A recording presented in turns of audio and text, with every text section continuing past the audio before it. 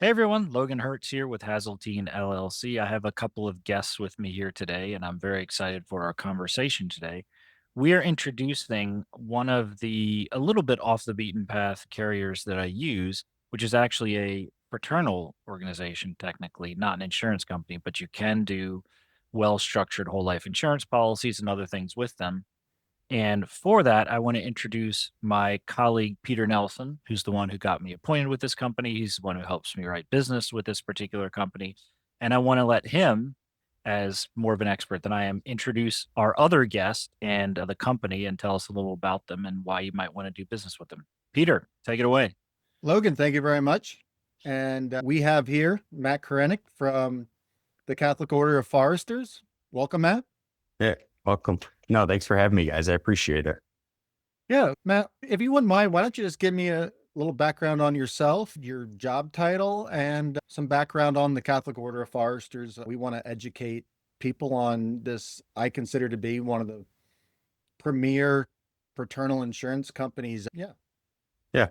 So I started off with at the Catholic Order of Foresters and traditional actuarial valuation role.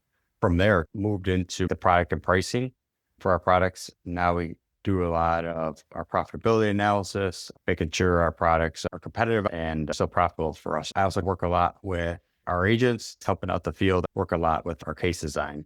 And then to your other question, Peter, a quick background on Catholic Order of Foresters. We're a fraternal benefit society that was founded in 1883. Most people probably wouldn't have heard about us if you're just off the street. Another comparison may be the Knights of Columbus. They're also a fraternal benefit society. So what that is, it's a not-for-profit insurance company. And really the portion of, so we're exempt from taxes, and the amount we don't pay in taxes goes back to the community through fraternal activities we have, such as feeding God's children events. I know I can stay here and talk about what we do for, we keep going through the history, but Now, I think one thing that's important here is because you're a fraternal insurance order or company, is that you don't technically have clients, you actually have members. And what I always say to people is, look, when you take out a policy with the Catholic Order of Foresters, you actually belong to the order. And really, your sole responsibility is actually to take care of the members. yep. Yeah, no, you're spot on. We're dedicated to helping members achieve financial security through life insurance. That's our main goal. So there's no stockholders. This is not a publicly traded or a privately held company. The sole job is to take care of the members. I think that's Yeah, really important to yeah, let people know about. yeah. And our organization, there's no, like you said, there's no stockholders. It's actually member owned. So all the members own the organization. Absolutely. For the most part, throughout the history of the Catholic Order of Foresters, you stayed a fairly sleepy Midwestern fraternal, but now you've expanded. How many states is the Catholic Order of Foresters currently in? We are approved and have pending application in 47 states, with the exception of New York, Alaska, and Utah. There are a couple of states that we're pending in, such as New Jersey, Virginia. So it's 47 of the 50 states. Awesome. So, Peter, for the people on this channel, we're doing a lot of life insurance. Oftentimes, that's a combination of convertible term life insurance policies and then whole life insurance policies, which are typically structured for infinite banking, but it could be structured for other use cases as well. You can do both of those with the Catholic Order of Foresters. They have one of the most flexible convertible term products out there. They have a very good competitive whole life insurance product that can be used for infinite banking. And there can be reasons to use the COF product rather than some other products. But there are also, as we saw in a recent video, some unique things that the Catholic Order of Foresters does that I haven't seen other carriers do. Sure. From my perspective, first of all, one of the most flexible term policies, I would say it's the most flexible term policy out there, primarily because it's actually on a universal life chassis. So it allows us to do amazing things. Like we could have a 20-year term and you could be, say, 10 years into the term. And if you decided to extend your term out, you could actually do that without going through underwriting. Matt, would you Mhm. mind just talking about that a Yeah, little bit? Yeah, you're spot on, Peter. You're correct. Our universal or our term strategy or term solution is on a universal life chassis. And it's not like those other ones that you may have seen in the past of, hey, here's the current, here's the guaranteed. Everything's guaranteed on this. So you have a 20-year term, it's guaranteed. As long as you pay that premium every single month or every single year, it's guaranteed for that. And it's flexible. So if you have a 20-year term, after that 20-year period, you can go ahead and say, hey, I want another 10-year term, or hey, I want another 20-year term. And so you can keep layering that. And when you do that, you don't have to go through evidence of insurability or underwriting again because it's on a universal life chassis. It acts almost like a universal life just from the sense of it's a permanent coverage and that stays with you and that risk is on our books for as long as you're alive and you keep paying premiums and the policy's still active. So, from my perspective, Matt, how does that not blow up underwriting when you allow for that kind of flexibility? And first of all, I'm assuming you cannot add more death benefit, but you could extend the term with the current death benefit. Yeah. So how does it not blow up underwriting? It's really no different if you were to have a traditional universal life product. You can minimally fund it and then you can maximally fund it and then you can change your premium over time. But let's say if we had 45-year-old male and they want to do a 20-year term to age 65 and it's $1 million policy. And let's say if the premium is $500 after that, and they want to do another 20-year term.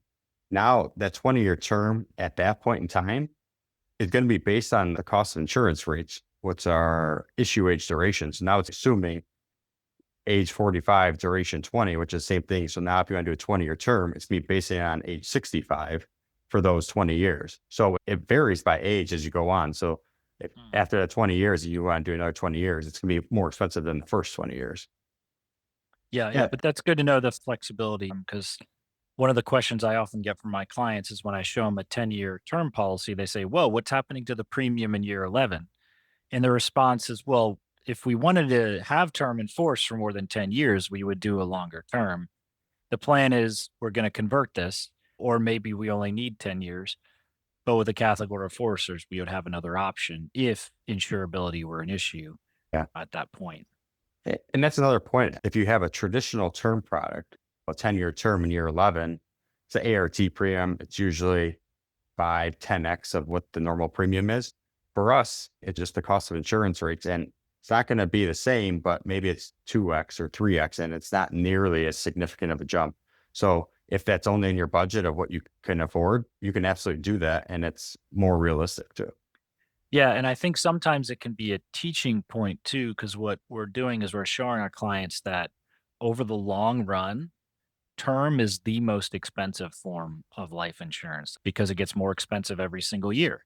And at some point, you just can't afford it anymore. And all that money you paid in there, you did not get any of it back, as opposed to whole life insurance where the mortality costs are fixed. They're really front loaded. And so you're paying the same all throughout. And of course, you can reduce pay up, you can do other things to stop paying premiums. So Peter and I did a couple of episodes showing the true cost of term life insurance versus whole life insurance. Yeah. And We can choose the length of the term. So I had a buy sell agreement where we decided to do a 5-year term to begin with. There's incredible flexibility here. We could do a 13-year term. On juveniles, my son has a 55-year term on my son. I say that mean, one more time, Peter. Say that one more time. 55-year term he has. Rates are locked in for all 55 years. That policy will be convertible up till age 85. Correct, Matt? Yep. Yep. Convertible term policies on a juvenile. This to me is the best thing that Catholic Order of Foresters does, and it's not even close because I'm not aware of any carrier of the carriers that I work with or would want to work with that has a competitive whole life product that will allow convertible term policies on juveniles. Because one of my key messages is you've got to protect your insurability, right? You've got to protect your insurability. I'm talking to a client now. He's uninsurable. He has some autoimmune conditions, but he has a 2-year-old child. You better believe he understands the value of protecting that child's insurability so that the child has access to all these great products for an extended period of time. So do you want to talk about that particular product, Matt, the convertible term on children, or why is COF able to do that when nobody else is? Yeah. From us, since it's on a universal life chassis, for us, it's actually an exchange since you're going from permanent to permanent, but it acts the same as a conversion. We have an exchange privilege that allows them to exchange term solution to a permanent whole life plan as they choose. So for us, since it's on a permanent chassis, that risk is on our books. They can fund it at a higher level, at a lower level. So for us, we're comfortable with allowing juveniles to exchange that for permanent insurance up until age 85. That's insane. And also, let's say I have a 50-year term on one of my children, and 5 years in, I do that conversion, that exchange. Is there some accumulated value or cash value that would then come from the term as well? Yeah. And that's a unique thing with this product is since it's on a universal life chassis, it acts like a universal life and it accumulates cash value over time.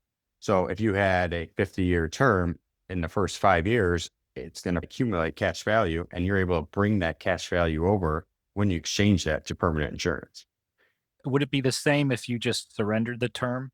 Maybe you replaced it. Would you get some value back or no? It depends on the timing and how long the term is. If you exchange it, you're able to bring over the accumulated value. If you surrender it, you're able to take out the cash surrender value. But one of the other things, Peter was talking how flexible this product is, and where I see this is somebody's 45 years old and they want to retire at age 67 and they just want a term product to cover their needs. Well, do you get a 20-year term or do you get a 30-year term? And how do you do that? Or do you get a 20-year term now and then layer a term 2 years later, hoping that they'll still be insurable then? With us, you can do a 22-year term. You can do a term to age 76. You have all the options that are available. And it's really flexible. It's called Flexible Premium Life, and it's flexible to your needs. So this is a 20-year, $2 million term policy on a 2-year-old male. The annual premium is $616. To Matt's point, there is no cash surrender value. So if you were to drop this term at some point, you wouldn't get any of your premiums back, just like any other term policy. However, there is this accumulated value column. So let's say at the end of year 5, I converted this to a whole life product. Matt, is my understanding correct that $1,901 would go over to that new whole life policy? Yep. As long as it is a full exchange. If you do a partial exchange, you're not able to bring over any of the funds. So as long as you're Okay. fully exchanging that 2 million, you're able to bring Okay. So over. so you'd Yep. have to convert the entire policy. If they did a partial conversion, what would happen to this accumulated value in the term policy? The cumulative value would stay the same and remain untouched. And that rule isn't a specific Catholic Order of Foresters rule. Right. Yep. It's the IRS, our friends at Yep. the IRS. So that's interesting though. It's sort of like conversion credits. Some carriers will credit you back some of your term premiums when you do a conversion to whole life. So it's like that, except I don't know that the conversion credits would be that high typically. Yeah. You can see that you have the accumulated value, cash surrender value. If somebody wants all their money back, you can do a return of premium type strategy. So the premium is going to be a little higher than that 617, but at the end of 20 years, you'll see that the total premiums you put in will equal your cash surrender value. So when we say that it's truly very flexible, and I haven't seen one product that can do all these features and functionality before. No, I haven't either. I have not. Look at the premium outlay after the guaranteed period. If you notice with a lot of term policies, the premium goes through the roof. Yes. But if you look down here, it goes up, but it's not astronomical. And it would still be convertible. So if Hmm. I'm a father and for some reason I still haven't converted this policy by the end of 20 years, if my child has some issues with health or insurability, just giving them this policy as is might be a good idea. If you're not a healthy person, paying $1,800 in a year for $2 million of coverage is pretty reasonable. And you Yeah. still can convert it even after that 20-year period. Is that correct, Matt? Mhm. Still convert it? Yep. Yeah. Yep. Yeah. And it's a 2-year old. And let's say in year 6, the dad's paying it. In year 6, they lost their job. we can't afford this premium. Most traditional term policies, you can't afford that premium. What happens to the policy? It terminates, right? Right. But for this, if you miss that $617 payment, you have enough accumulated value to keep the policy in force. Now, if you miss that $617 payment, it may no longer be a 20-year term. It may be a 19 or 18-year term, but you have the ability to say, you missed that premium payment in year 6, in year 7, what do I need to pay now to keep this coverage in force level up until year 20? Most term products, you can't do that with. So you're saying, Matt, I could use some of the accumulated value to pay premiums if I wanted to. Yep. Yeah, Wow. because it's on the UL chassis. You're So, saying that would not reduce the death benefit, but it would huh? reduce the length of the term. Yep. Makes sense. Wow, that's incredible. Yep. That's incredible. The flexibility here is absolutely amazing. I'm not aware of other good, well-run mutual carriers that'll allow you to do this, especially on a juvenile. So this is phenomenal. Since this is the same example that Peter and I showed in a previous video, just to show what their whole life product looks like. So we showed a sample of what would it look like if we converted this to whole life. And here, this is just assuming an immediate conversion, but it would give you an idea of what the whole life policy looks like just to show it's a competitive whole life policy. So this is the same insured Johnny Smith, 2 years old. Now we're doing a partial conversion. So we're converting about half of that 2 million. We have a $12,000 annual premium. And then you can see guaranteed and non-guaranteed sides, how this grows. So it's fairly competitive. First year, $12,000 goes in, and you've got $8,000 of cash value and a $1.1 million death benefit. And But wait, Logan, I thought in whole life in the first couple of years, there's no cash value. oh, right. I think it's the first 3 years, the cash value is zero. I think I heard somebody saying that. I think I heard some big name saying that. Yeah. Yeah. Dogmatically and confidently, that's how you know he's correct. Just speak with confidence and no one will question you, Yeah. especially if you have a lot of money in a big platform. So in year 5, we pay that $12,000 premium and our cash value grows by more than $12,000. And that's like that on the current and guaranteed side, just looking at this. Yeah, correct. Even on the guaranteed side. Yeah. So the Mhm. guarantees are also very competitive with the Catholic Order of Foresters. That's something that As a, oftentimes we overlook because we're pretty sure we're going to do better than the guaranteed. This has never Sure. happened, but that's the worst case scenario. So it's good to know that even in the worst case scenario, you're cash flow positive by year 5 in this policy. and I ran against one of the top 4 mutuals. The guarantees on the COF whole life, actually, the guarantees were better than one of the biggest mutuals out there. So this is just a show. When I say convertible term, Chris Kirkpatrick is always quick to correct me. Like, what's it convertible to? That's what matters. So if you have a convertible term policy that's not convertible to a competitive whole life product, then what's that conversion privilege worth? Not a whole lot. Here, it's showing you that conversion privilege is extremely valuable because we have a very competitive whole life product here. And of course, I always hesitate to show numbers because I can design this a ton of different ways. Whoever's in the audience, I can design it to your specifications. This is just an example, but just to show they do have a competitive whole life product. So that conversion privilege is worth quite a lot. Yeah, and I think the other thing is the fraternal legacy rider. Matt, would you mind just briefly discussing Yeah, that? yeah, absolutely. So, being a fraternal benefit society, one of the fraternal benefits that we offer is we have a fraternal legacy rider, which is 5% of the face amount will go to the beneficiary, will go to a Catholic 501c3 beneficiary of your choice.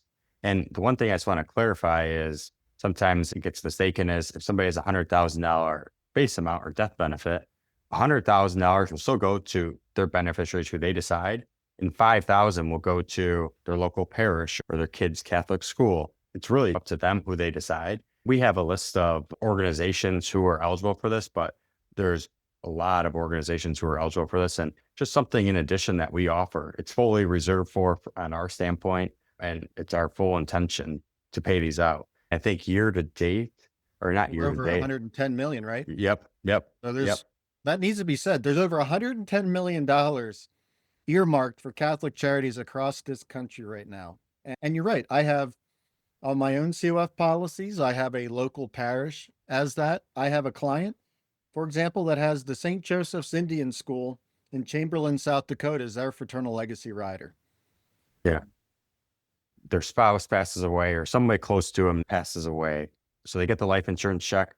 And then we also give them a check that either they can hand deliver to the fraternal legacy rider beneficiary of their choice, or we can just deliver it to that beneficiary. So there was a lot of cases where this has came about. I know one that I'm thinking of is there was the local parish. They needed a disability ramp, an ADD ramp for their church. It was going to cost 37,000, somewhere in that range. And the husband, he passed away, and his fraternal legacy rider beneficiary was the parish. And his benefit amount was either 37,500 or $40,000. And the wife was able to make that donation to that parish, and they were able to add that in for that parish. Another thing I'll mention, since me and Logan love our traditional Latin Mass orders and parishes from that perspective, and it could be regular diocesan parishes as well. But I have members of the COF that are, for example, Institute of Christ the King, Society of St. Pius X, Priestly Fraternity of St. Peter, whether it be diocesan or the traditional orders. I consider it to be a mustard seed. The fraternal legacy rider is not going to pay out until someone dies, right? But last time I checked, none of us are immortal. Peter, actually, the people I'm talking to are immortal and invulnerable. They don't need insurance. So I don't know who you're talking to, but the people I'm talking to, they don't need any of these crummy products. I'm telling you, man. Life is so unfair. I was not blessed with invincibility or immortality, but the people I'm talking to were, and their children too. They don't need any of this crummy stuff. So quit trying to scam them, Peter. I have a banner hanging here. It says Tempus Fugit, Memento Mori. Time flies, remember death. So Yeah, that happens to other people, Peter. That happens to other people. But yeah, that fraternal legacy rider is very important, very valuable. It's another unique thing that the Catholic Order of Foresters does. There's no charge for it. It doesn't come out of the death benefit. It's additional. And I have a client who the designated charity for him is his local SSPX parish. So here's another thing in regards to that. First of all, you could do business with some secular insurance company out there. You'll have your death benefit. But are they going to do anything like this? So why would you not, if you truly believe in your faith, why would you not get a policy with the Catholic Order of Foresters? Because you have control of the fraternal legacy rider. There's a separate beneficiary for it. So you get to choose. When I first heard about this in 2021, and I was working for another Catholic fraternal at the time, this absolutely blew my mind. This was one of the reasons why I decided to switch, because of this right here, because I just started doing the math of how much good I could do. Hopefully, God willing, I have a runway of 30 or 40 years of continuing to do this. Wow. How much good could we do with it? So I think it's just so special. I really do. yeah, and so another thing similar to what other carriers have, there is a chronic illness rider on the whole life policy. So I always promote the long-term care benefits on whole life insurance and how important that is. There are many other great carriers that have that as well, but the COF also has a chronic illness rider. And it's a And true chronic illness rider too. Matt, would you talk about that? Because companies offer these living benefits on a discounted death benefit, but this is actually on a lean method, correct? Yep. So would you Yeah. mind just talking about the difference? Yeah. So if you have the discounted death benefit, chronic illness rider, nobody would be able to tell you in 10, 20, 30 years, how much would I be able to receive from this chronic illness rider?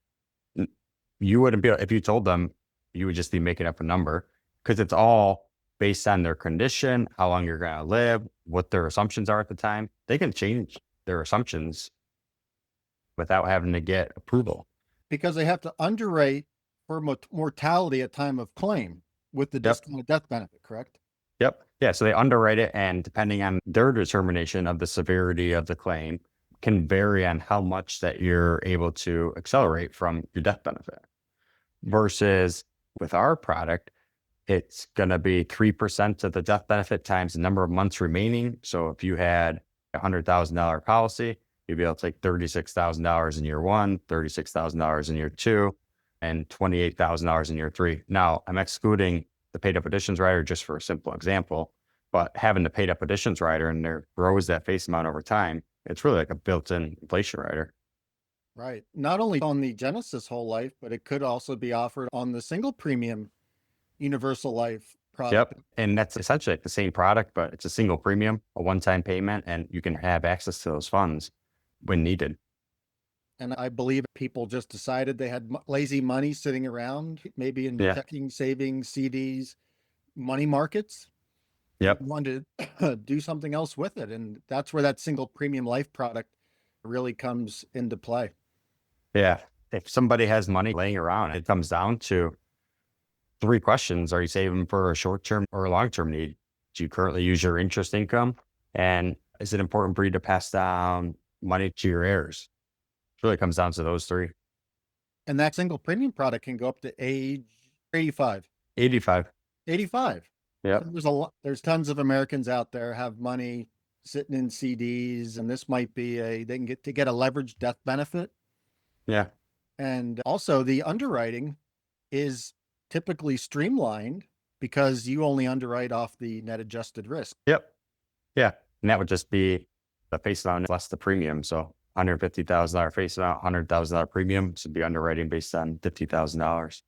I've actually seen where there was no medical required. Literally, it was a phone interview and boom, the policy was issued. Yeah. It's a great product. And like you said, especially if people want to pass down money to their heirs tax free, why not choose that contract there? Yeah. Let's talk about something else that is unique that I'm not aware of another carrier that does this, but there is the ability to stack a true disability policy on top of the whole life policy. I'm not talking about disability waiver premium. So, for those of you who don't know, many whole life insurance policies, you can add what's called disability waiver premium, which means if you become disabled, your premiums are waived and the policy stays in force, keeps growing. It's exactly what it sounds like. That's not what we're talking about here. We're talking about an actual true disability policy that would be like your standard disability income insurance policy, where if you become disabled and unable to work, the policy will replace your income. Yeah. You want to talk a little bit about that, Matt? Yeah, absolutely. So we came out with this disability income rider that is, like Logan said, true disability income policy, but it's a rider and the benefits are separate. So if you were to use the benefits, it would not affect the death benefit at all. So we partnered with one of our reinsurers and they helped us design this product. And you can have a 2-year, a 5-year, a 10-year benefit period. And if somebody were to become disabled, they would be able to file for claim and receive these benefits up to $3,000. So they can Correct. receive $3,000 a month for 2 years, 5 years, or 10 years for whatever they choose. And their face amount, their life insurance policy will stay the same. It's a completely separate benefit. And it's unique because you can have $1 million term product and you can add this rider on there as well. And so you can have your life insurance and disability income coverage for a very competitive price. So you're saying you could also stack this disability policy on top of a term life insurance policy, not just whole life. Yep. Yeah, you can do it on our whole life, on our term, and then our universal life product as well. And what's really interesting was the ability to add that onto the flexible premium life, do a return of premium option, and actually get all of your disability rider premiums returned as well. Yep.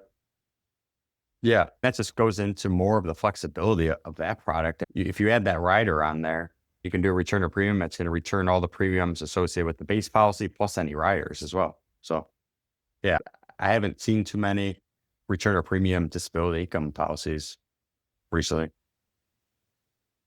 Yeah. Yeah. So that's another really interesting and unique thing that the Catholic Order of Foresters will do. I always add that when it comes to the long-term care protection on whole life, when it comes to this disability income rider, they're not necessarily replacements for a full, robust, individually owned disability income policy or a full, robust, individually owned long-term care policy. that's not necessarily what they're intended for. But when you look at overall cost effectiveness, it can be a great way to get protection in those areas, which is more flexible. It's not use it or lose it and can be more cost effective than taking out a standalone policy. Selfless plug to actually do real quick, Logan. And this is, and Matt would agree with this. We are looking for Catholics that are currently licensed insurance and financial professionals. We're always looking to grow both my agency, the Southeastern Agency, and the order as a whole.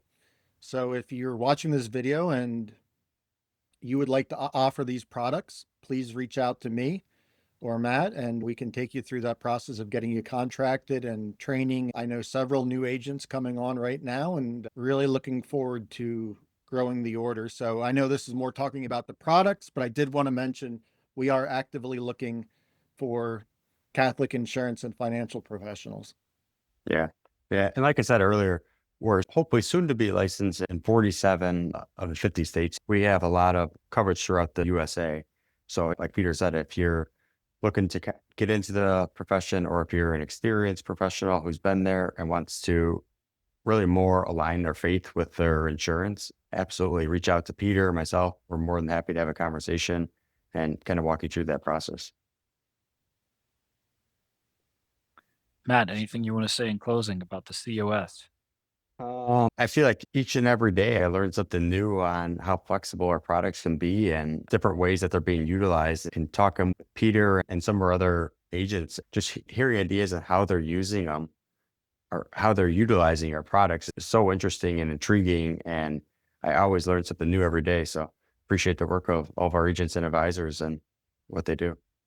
And did we cover already that if you are not a Catholic, you can still get access to these products? You want to talk about that, Matt, the limited membership? Yeah. So there's a limited membership, and we'll go over just a couple of ways here is, so if you have a husband and wife, and let's say the wife is a born Catholic and the husband is not, the husband is able to get a policy through a limited membership due to the wife being a Catholic. Another example could be if you have a Catholic owned business and you have employees who work for that Catholic owned business, the employees are eligible to get life insurance through that as well on a limited membership. Peter, did you want to say something about that as well? No, I would just say that I know COF is looking for new ways to bring in new members without getting into any specifics. And I think that's absolutely amazing because I know this is the way the COF looks at it and the way I look at it. It's also a form of evangelization, especially as we're sitting here in Holy Week. So I think that's another part of this is that we get to live our faith, let people know about what we do here. And maybe even just talking about this, maybe somebody down the road decides that they want to convert to the faith. And I know there's some other things behind the scenes that, yeah, membership might even open up a little bit more in the future. And one thing I'm going to leave with is I love working with Matt and the COF upper management. And I'll say something here is that they're always looking to innovate with products. And I've been associated with other Catholic fraternals in the past, and it always seemed like you could never get the ship to turn. But when COF finds something they believe in and they go out and build it, and it's not like it's 5 years down the road where you might see this product come out. They might turn it around in 6 months or a year. And I think that's why I love this company so much is that they're willing, not the largest company, but they innovate. And that should be exciting from both an agent perspective, but also from a member perspective that you have a company that's willing to go out there and build these amazingly flexible and innovative products. And I'm glad you brought that up, Peter, because one of the things you'll sometimes hear in the industry, and I think it's just pure propaganda, is that you need to be working with one of the big guys. You got to be working with these massive, bloated insurance companies who have a ton of people and all this bureaucracy and everything. It isn't that great. And certainly, don't get me wrong, in any business, having scale is an advantage. So, yes, there are some advantages to working with some of the bigger insurance carriers. I work with them, so I'm not at all against them. But it's also true that there are advantages to working with smaller insurance carriers too, They still have the same underwriting standards. They can still go to reinsurance and write big cases and things like that. But to your point, Peter, one of the things you've seen over the course of this video is there's more flexibility with the Catholic Order of Foresters. And I think part of that comes from them being a smaller company. To get these sorts of changes through one of the bigger companies requires an act of Congress. With a smaller company, especially one that has a well defined identity and a well defined culture like the Catholic Order of Foresters, there can be more opportunity for that sort of a thing. Right, Just but the fact that we have Matt on this call representing the Catholic Order of Foresters, no other insurance company has volunteered to have a representative from their company come and talk to me that I'm aware of. absolutely. And you're still talking about a financially strong company. Is Right. Catholic Order of Foresters, Matt, even holding any debt right now? Not that I'm aware of. Yeah. That's been around since 1883, founded in the basement of a parish in Chicago. Yeah. When you guys built the HQ out in Naperville, it was all just cornfields from what I understand when you guys first built it. Yeah. If I look out the window, I remember talking with a couple higher ups here, and it's like, yep, this is all cornfields over here. This is all cornfields. And I think we were the first building on our street here. So it's pretty Yeah. cool. Now Naperville is a nice suburb of Chicago. And if you go there now, it's all, of course, built up now and everything. So that's interesting. Yeah. Very good. Thank you so much for your time, gentlemen, talking about the Catholic Order of Foresters. In my opinion, the convertible term policies on juveniles is a very unique thing. And that's one of the foremost things that I'm presenting to my clients now so that they know that they can protect their child's insurability without spending the premium needed for a whole life policy. They can do it at very low cost. So thanks so much for your time, Matt and Peter. We greatly appreciate it. Appreciate it. Thanks for having me.